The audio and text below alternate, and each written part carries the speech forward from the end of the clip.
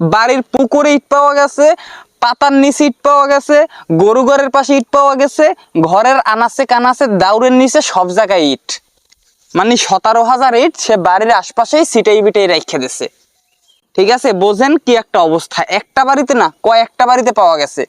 পরে হাস্যকর বিষয় হচ্ছে, ঘরের মালিকের কাছে যখন জিগায় প্রত্যেকটা ঘরের, তারা বলে আমি এ বিষয়ে কিছু জানি না। আবার কেউ বলে যে এটা বাচ্চারা করছে, বাচ্চারা নাকি খেলতে খেলতে 17,000 ইট বাড়িতে নিয়ে আইছে। এটা হচ্ছে তাদের যুক্তি। ঠিক আছে, কেউ বলতেছে যে মানে ধরা খাই আর কি বলবে, বলতেছে যে ওদের ভুল হয়ে গেছে, ওদের মাফ কইরা দেন। ভাই এটা তো গার্জিয়ানের বুদ্ধি, বাচ্চারা এ বুদ্ধি রাখে না ভাই।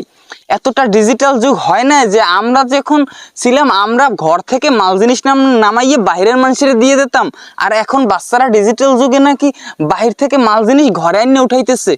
এরকম একটা অবস্থা, ঘুষ খাওয়ার সুযোগ নাই ভাই।